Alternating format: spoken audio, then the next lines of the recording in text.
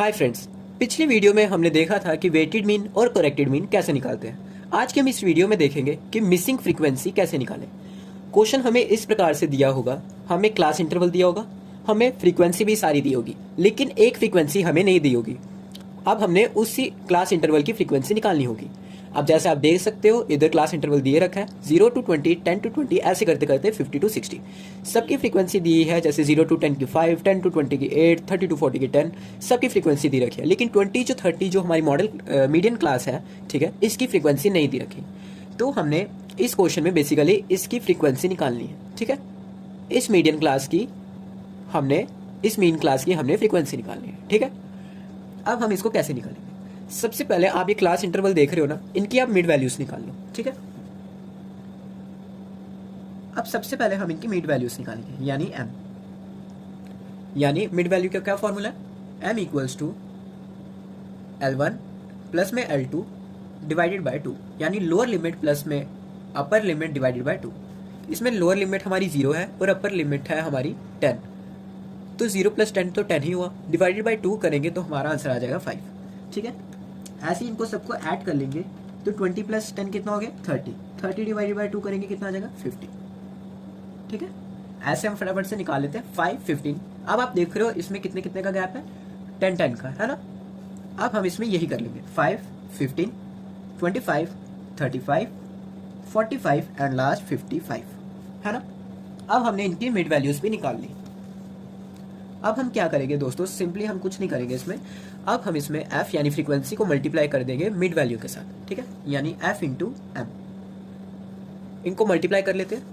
5 5 सा 25 और 15 इंटू 8 जब हम करेंगे तो हमारा आंसर आता है 120। ठीक है, अब f इंटू 25 यानी हमारा 25f आ जाएगा। 10 इंटू 35 यानी हमारा 350। 45 इंटू हम जब 7 करेंगे तो हमारा आंसर आ जाएगा 315। और लास्ट में 55 इंटू में 5, 275। अब हम इन सबका समेशन कर लेंगे, यानी इन सबको ऐड कर लेंगे। इन सबको ऐड कर लेते हैं फटाफट से। मैं कैलकुलेटर यूज कर लेता हूँ। 25 प्लस में 120 प्लस में 350।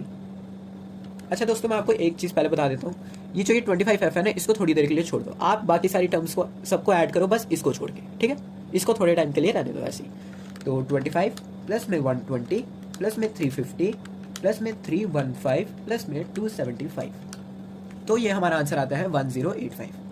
प्लस में ये 25f भी रहता है, तो इसको हम 25f इधर लिख लेंगे। अब हम इस फ्रीक्वेंसी का भी समीशन कर लेंगे, यानी इन फ्रीक्वेंसीज को भी टोटल कर लेंगे। समीशन ऑफ f कितना आ जाएगा हमारा? अब इस f को भी थोड़ी देर के लिए भूल जाओ, इन दोनों को ऐड कर लो, इनको ऐड कर लो और इनको ऐड कर लो। ठीक है, 5 प्लस में 8 प्लस में 10 प्लस में 7 और प्लस में 5, तो ये आ गया 35। और प्लस में अकेले का f बचा था, तो ये प्लस में f आ गया। ठीक है, अब हमें इस क्वेश्चन में अर्थमेटिक मीन दिए रखेगा। ठीक है, हमें सब कुछ दिया होगा, क्लास इंटरवल दिया होगा, फ्रीक्वेंसी दी होगी, एक की फ्रीक्वेंसी मिसिंग होगी, लेकिन हमें अर्थमेटिक मीन जो है वो हमें दिया होगा। अब हम क्या करेंगे दोस्तों? सिंपल हम अपना फॉर्मूला लगा लेंगे। ठीक है, समीशन ऑफ एफ एम, ये आप आगे पढ़ोगे कि ये कौन सा फॉर्मूला है। ठीक है, यानी ये आप लगा के चलो, ये है कॉन्टिन्यूस सीरीज का। ठीक है, अब मैं तो फॉर्मूला लिख देता हूँ। X bar equals to summation of f m whole divided by summation of f. अब हमें एक्स बार दिया है 28.5। ठीक है, समीशन ऑफ एफ एम, हमने समीशन ऑफ एफ एम किया तो क्या है? 1085 प्लस में 25f और summation of f 35 plus f. ठीक है, अब इनको क्रॉस मल्टीप्लाई कर लेते हैं। इसके नीचे कुछ नहीं है तो 1, इनको अब हम क्रॉस मल्टीप्लाई करें तो ये टर्म तो सेम आ जाएगी, इसको इधर लिख लेते हैं। 1085 प्लस में 25f और ये जो 28.5 है इसको हम मल्टीप्लाई कर देंगे 35 प्लस एफ से। अब इसको अब एक बारी 28.5 को इससे मल्टीप्लाई करेंगे, फिर f से मल्टीप्लाई करेंगे, तो 28.5, ठीक है, इंटू में करेंगे 35। ये 35 है, 3.5 नहीं है। ठीक है, तो इन दोनों को मल्टीप्लाई करने पर आ रहा है 997.5 और प्लस में 28.5f। ठीक है, इन दोनों को मल्टीप्लाई करने में यही आएगा। अब ये सिंपल हम टर्म नीचे उतार देंगे, सिंपल। अब आप देखो कि ये f और ये f सेम है और ये सेम है। ठीक है, तो जो f वाली टर्म्स है हम उनको एक जगह ले लेते हैं। ये 28.5 तो सेम है f, और ये प्लस का 25 जब इक्वल टू के लेफ्ट साइड में जाएगा तो ये माइनस का 25 हो जाएगा। और ये 1085 सेम है।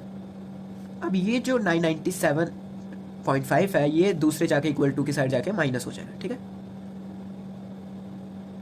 अब 28.5 माइनस कर लेंगे जब हम 25 से, तो हमारा आंसर आ जाएगा 3.5f, ठीक है। अब इन दोनों को भी मल्टीप्लाई कर लेते हैं कि 1085 माइनस में 997.5, तो ये हमारा आंसर आ जाएगा 87.5, ठीक है। अब बेसिक कैलकुलेशन है, फ्रीक्वेंसी इधर 87.5, ये मल्टीप्लाई में था, नीचे जाके डिवाइड में आ जाएगा। तो जब हम 87.5 को डिवाइड करेंगे हमारे 3.5 के साथ, तो हमारा आंसर आ जाएगा 25, यानी जो हमारी मिसिंग फ्रीक्वेंसी थी वो आ गई हमारी 25, ठीक है। तो therefore the missing value is 25। अब मैं आपको फटाफट से क्विक समराइज करा देता हूं, ठीक है। हमने इस टॉपिक में निकाली थी मिसिंग फ्रीक्वेंसी, ठीक है। मिसिंग फ्रीक्वेंसी हमें क्लास इंटरवल दिया होगा, फ्रीक्वेंसी भी दी होगी और अरिथमेटिक मीन की वैल्यू भी दी होगी। इन सारी फ्रीक्वेंसी में से एक फ्रीक्वेंसी मिसिंग होगी, ठीक है।